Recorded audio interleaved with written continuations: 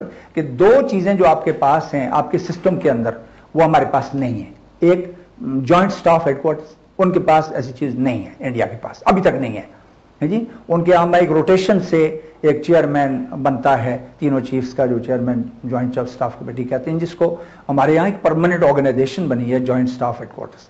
یہ ایک military system میں ایک ایسا ایک معاملہ ہے جو انڈیا کے پاس نہیں ہے اور وہ اس پر اثر کرتے تھے. اور دوسری آئی ایس آئی، اور آئی ایس آئی نے جو اپنا رول ادا کیا افغانستان میں روس کو جو توڑوایا.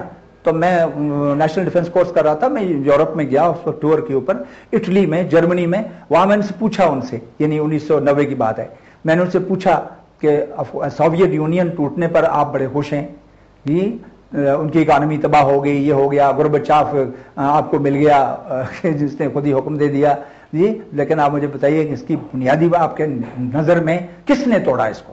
اور آپ یقین جانیں، اللہ کی قسم، انہوں نے کہا کہ افغانستان کی جہاد نے توڑا ہے اس کو، پاکستان کی آئی ایس آئی نے توڑا ہے اس کو. تو اتنا بڑا کام جب وہ کر رہے تھے اور دنیا میں کر سکتے ہیں، میرا خیال ہے سی آئی اے بھی وہ کام نہیں کر پائی سوویت یونین کا توڑنے کا. سی آئی اے نہیں کر پائی یہ کام، ناکام ہو گئے جب، تو پھر انہوں نے I S I per depend کیا. تو اتنی بڑی صلاحیت اس کے اندر ہے، تو اس کو تباہ نہیں کرنا چاہیے، ختم نہیں کرنا چاہیے اس طرح اس ادارے کو، اس کو ریفارم کرنا چاہیے، اس میں اصلاحات کرنی چاہیے. آئی ایس آئی نے قوم کے لیے کافی قوم کی پروٹیکشن کے لیے کافی کردار حاصل کیا ہے. ان کا ایک بڑا امپورٹنٹ رول ہے اور ایک ڈیڈیکیٹڈ اسٹیٹ انسٹیٹیوشن اور آرگنائزیشن ہے جس کے بعد سینسٹیو رول ہے. اس کی کافی وجوہات ہیں. ایک تو کیونکہ ہم جیسے ہندوستان کی رو کو ٹارگٹ کرتے ہیں کہ وہ ہمارے ملک میں اندرونی حالات میں دخل دے رہی ہے، ٹیررزم میں حصہ ہے، ڈی سٹیبلائزیشن کر رہی ہے. اس طرح ہندوستان کی ٹریڈیشن یہ رہی ہے کہ جب بھی کچھ ہوتا ہے آئی ایس آئی پہ الزام آتا ہے.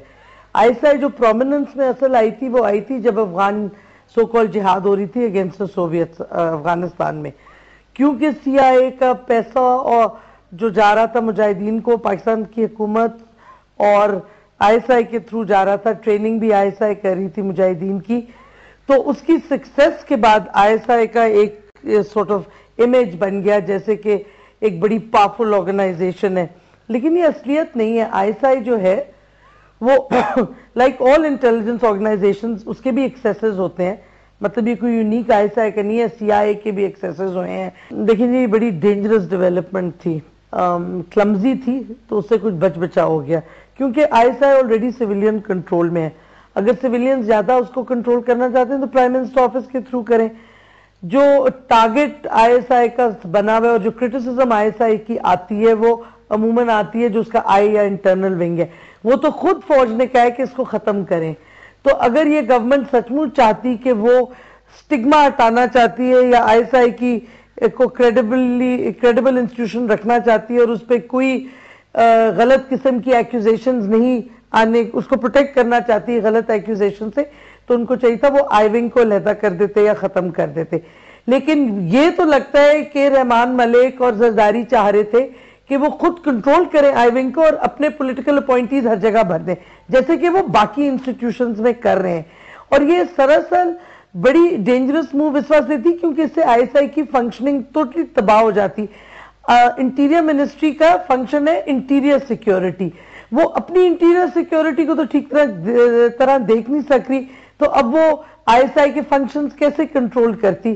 اور آئی ایس آئی کا جو کام ہے وہ ریلیٹڈ ہی نہیں ہے انٹیریئر منسٹری سے.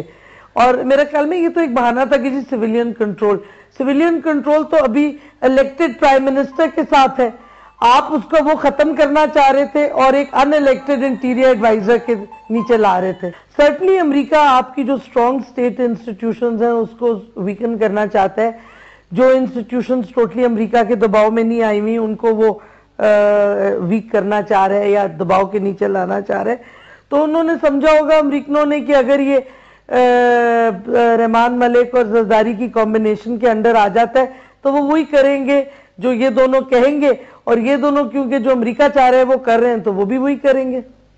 یہ تنظیم بنی ایوب خان کے وقت، اور انہوں نے محسوس کیا کہ ایک 3 جو ڈیفنس سروسز ہیں، آرمی، نیوی اور ایئر فورس، ان کا انٹیلیجنس کے معاملات میں آپس میں رابطہ ہونا چاہیے. انہوں نے ایک تنظیم قائم کی, چھوٹی سی تنظیم تھی, اس کا سربراہ ایک بریگیڈیئر تھا, اور یہ ٹھیک ٹھاک کام کرتی رہی, فوجی معاملات میں دلچسپی لیتی رہی, اور فوجی جو معلومات تھیں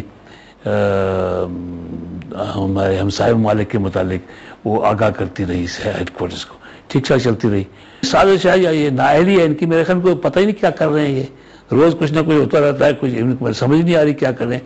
مجھے تو کوئی پتہ نہیں کیا فیصلہ کیا, کیوں کیا, اور بدلا کیوں بدلا, مگر یہ مجھے اندازہ ہے کہ یہ حکومت بھی, ہر ایک سیاسی حکومت چاہتی ہے کہ ISI پر کنٹرول ہو, کیونکہ اس پر کنٹرول کرنے سے وہ سیاست کو بھی کنٹرول کر سکتے ہیں. مگر سیاست کا اس سے کوئی تعلق نہیں ہونا چاہیے. اس کے ادارے کو صرف فوجی معاملات میں مداخلت کرنی چاہیے, دخل دینا چاہیے. دخل کیا دینا, انہیں انفارمیشن دینی چاہیے سروس ہیڈ کوارٹرز کو کہ جو ماضی میں ہمارا دشمن ہو سکتا ہے, اس کے حالات یہ ہیں, اس کی تنصیبات یہ ہیں, یہ ان کا کام ہے. ISI کا معاملہ یہ ہمارے جو سیاستدان چاہتے ہیں کہ اس کو کنٹرول کریں, کیونکہ یہ بہت حد تک کنٹرول کرتی ہے پاکستان کی سیاست کو. اس کے امریکہ کو خاص دخل نہیں ہے, مگر چونکہ یہ تنظیم ہے جو یہ کام کرتی ہے, اس کا بڑا اثر ہے, اس کے بڑے اختیارات ہیں, اس کے بڑے پاورز ہیں, تو ظاہر ہے کہ امریکہ بھی چاہتا ہے کہ اس پر اس کا کوئی رابطہ ان کے ساتھ ہو. میں اس کو اس طریقے سے دیکھتا ہوں, سازش کوئی ضروری نہیں ہے کہ سازش ہی ہو.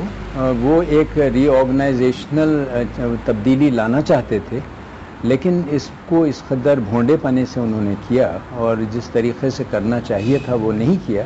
اس کی وجہ سے بڑا کنفیوژن ہوا, اور ایک بدنامی ہوئی, پاکستان کی بھی بدنامی ہوئی, خود منسٹری کی بدنامی ہوئی, حکومت کی بدنامی ہوئی, اور وقار جو ہے ISI کا, اور موقع ملا دوسرے اداروں کو اور جو پاکستان کے دشمن ہیں ان کو اس کا مذاق اڑانے کا, اور پاکستان کو چھوٹا دکھانے کے لیے.